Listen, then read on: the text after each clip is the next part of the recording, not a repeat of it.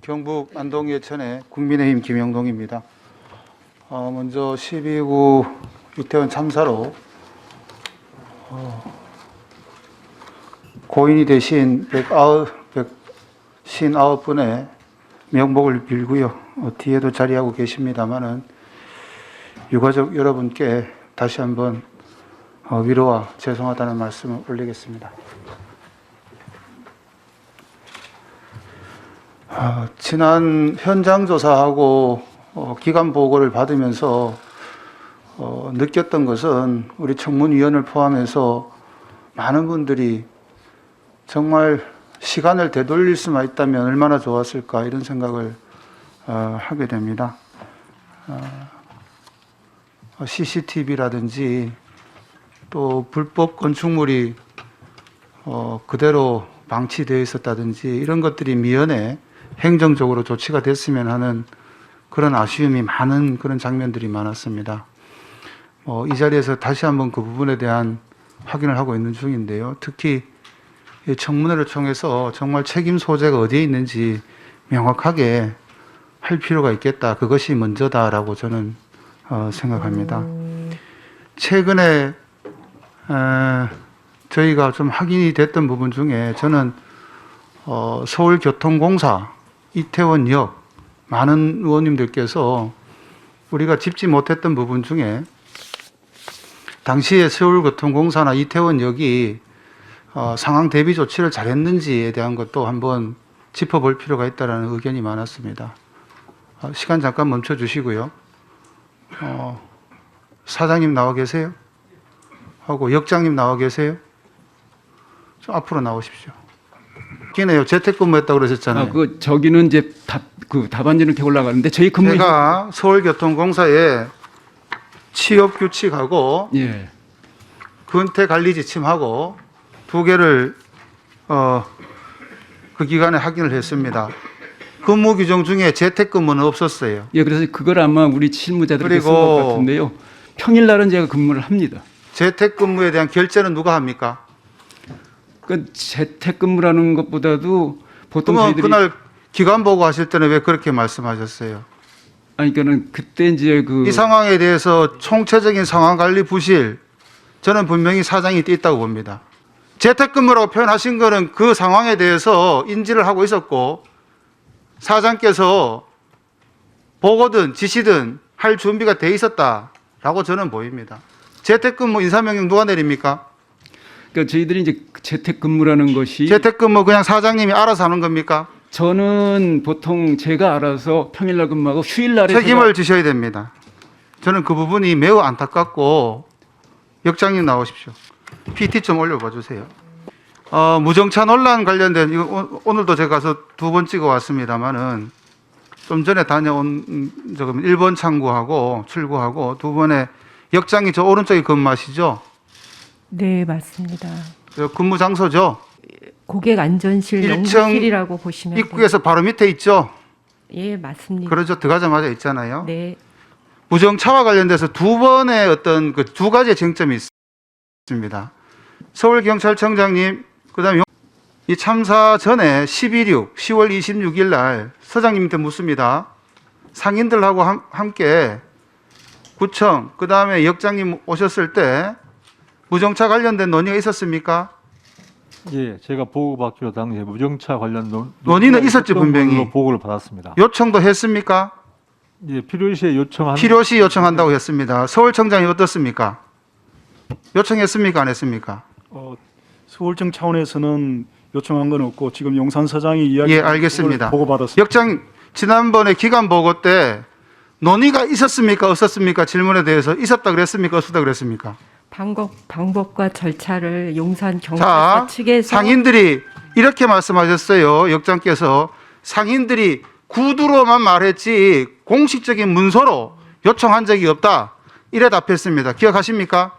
역장 저는 상인연합회하고는 무정차 통과 내용을 그날 얘기한 회의에서 적이 무정차에 없습니다. 대한 심각한 논의가 있는 건 사실이었죠. 심각한 논의는 없었습니다. 심각한 논의가 없었어요. 네. 그러면은 11.26에 대해서 논의가 있든 없든 오히려 역장으로서 그 부분에 대해서 예방 내지 예비를 했어야 되는 거 아닙니까? 어떻습니까? 저는 저희 공사에서는 매번 자, 이 부분은 2015년부터 서장님하고 계획을 세웠습니다. 이임재 서장하고 역장의 말씀이 차이가 있으니까 이번에 국정조사 그다음에 이후 수사를 통해서 반드시 밝혀야 됩니다. 두 번째는 사고 당일날 11시 38분 역장이 용산서로부터 무정차 요청을 받았습니까? 안 받았습니까? 11시 11분에 용산경찰서 상황실에서는 구체적인 상황도 제시하지 않고 현장에서 자, 이임재 무정차 서장님. 통과를 요청했다고 요청했습니까? 했습니다. 안 했습니까? 제가 보고받기로는 112 상황실장이 핸드폰 통화를 통해서 요청을 한 걸로 보고를 받았습니다. 자, 역장님, 당시에 직원이 이런 전화가 왔다라고 보고를 받았습니까? 못 받았습니까? 몇 시쯤 말씀하십니까? 좀 전에 말씀하셨잖아요. 11시 11분에 2198 용산경찰서 상황실에서 전화가 왔다고 전해 들었습니다. 뭐라고 전화를 받았습니까? 상황이 안 좋은데 무정차 통과를 할 수 있나요? 그때 직원이 받았습니다. 역장이 뭐라고 답했습니까?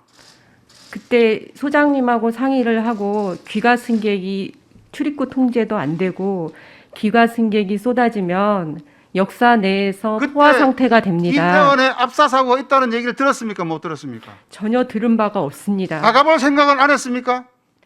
제가 9시 55분에서 10시 10분 사이에 귀가 승객을 위해서 나가봤습니다. 밖에 나가봤습니까? 이태원 1번 출입구 근처만 나가봤습니다. 나가봤습니까? 네네네. 압사 사고가 있다는 얘기를 들었습니까? 못 들었습니까? 전혀 그때는 아직 안 인지를 났겠죠. 전혀 인지를 못했습니다. 전혀 인지를 못했습니까? 네, 맞습니다. 이렇게 여쭤보겠습니다. 아까 그 사진 펴주세요. 두 번째 사진. 항상 저 방에만 계셨습니까? 아닙니다. 당일은 안내센터라고 해서 게이트 안에 일종의 그 상황실이라고 보시면 됩니다. CCTV에서 항상 게이트하고 출입구 계단 밑에하고 승강장을 계속 모니터링하고 있었습니다. 안에 전혀 있지 않았습니다. 승객이 통제가 안 될 경우에는 관제센터에 요청할 수 있습니다.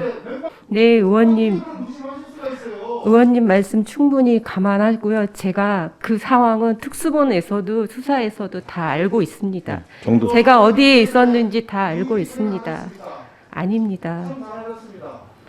네. 답변을 그러하실 수 있습니까 지금? 죄송합니다. 자금력입니다. 입구가 대결밖에 없어요. 근무 인원이 무려 26명이나 됩니다. 네, 정리해 주시기 바랍니다. 네. 평상시에는 3명이 근무합니다. 네, 수고하셨습니다. 서울 강동을의 이해식 의원입니다. 정대경 증인 나와주시기 바랍니다. 네, 국정감사장까지 와주시느라 수고하셨습니다. 증인께서는 참사 당일날 112 치안종합 상황실을 총괄하셨던 분이죠? 예, 그렇습니다. 네, 마스크 벗고 답변해 주시면 감사하겠습니다. 국민들과 유가족분들이 굉장히 궁금해하는 질문이 있습니다. 6시 34분부터 압사 위험을 경고하는 112 신고가 11건이나 중복적으로 접수가 됐는데 왜 경찰은 긴급하게 어떤 조치도 취하지 않았는가 하는 질문인데요. 어떻게 답하시겠습니까?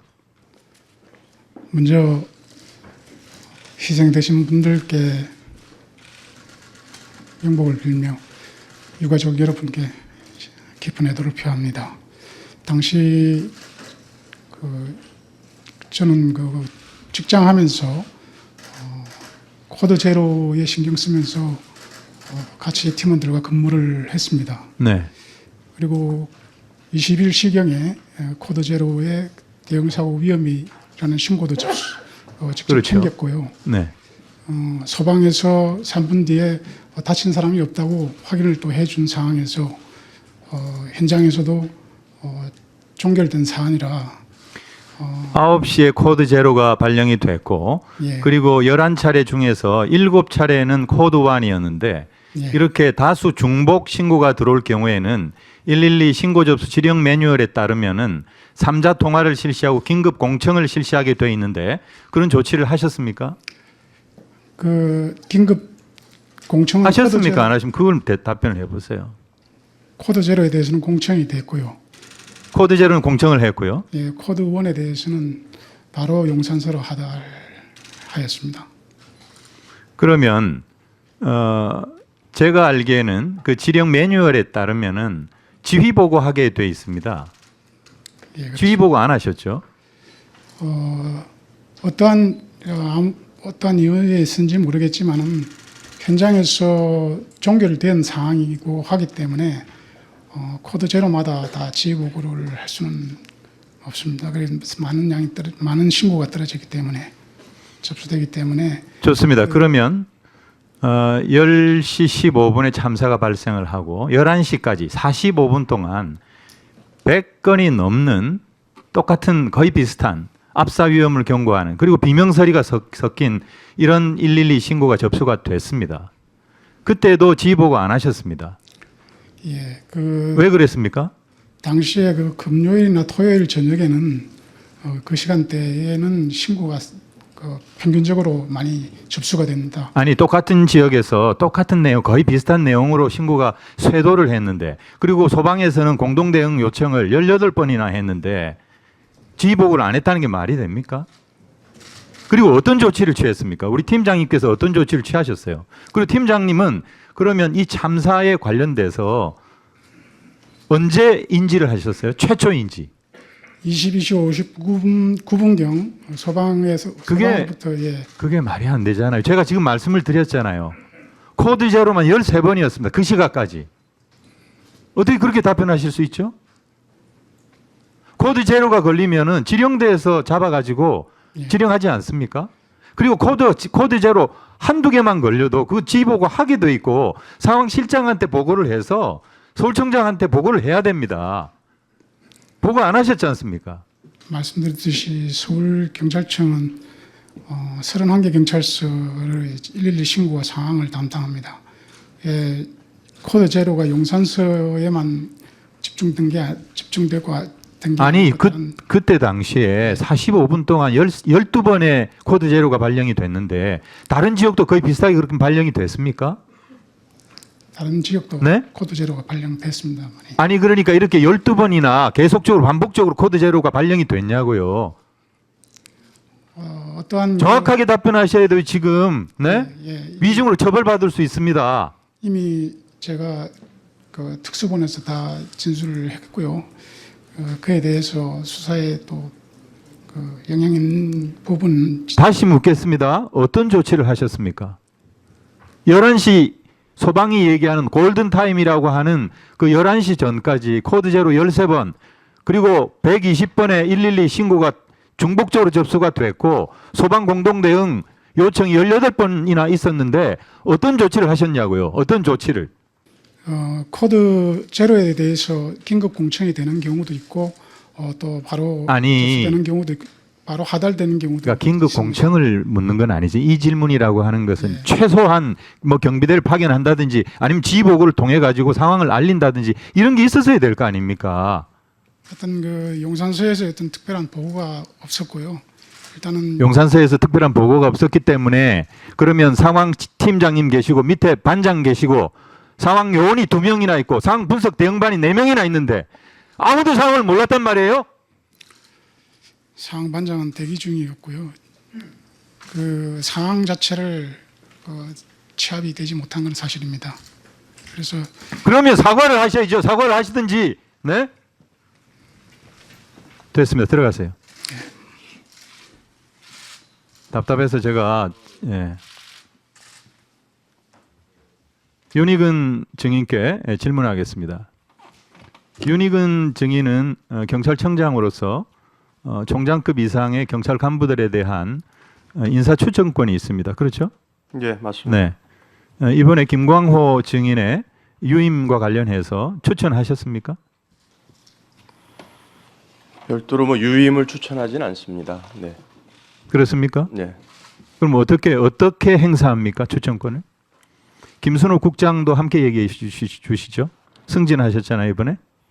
그러니까 승진이나 보직 인사의 경우에 대상자가 정해지면, 그러니까 네. 그 보직이 정해지면 아니면 몇 사람을 승진시킬 건지가 정해지면 제가 복수로 의견을 냅니다. 추천 의견을. 그러면 김광호 증인과 관련해서는 특별한 추천권을 행사를 한 건 아니고 맞습니다. 김순호 국장에 대해서는 추천권을 행사를 했습니까? 네, 네. 아, 그대로 됐습니까? 뭐 복수로 추천을 했기 때문에 그 복수 추천자 중에 한 사람으로 됐습니다. 네. 이제 현재 특수본 수사가 아시다시피 진행 중이고 그 결과가 가시적으로 나오는 시점이 어떤 그런 부분이 결정될 부분이다. 이렇게 저도 판단을 하고 있었습니다. 네. 네, 수고하셨습니다.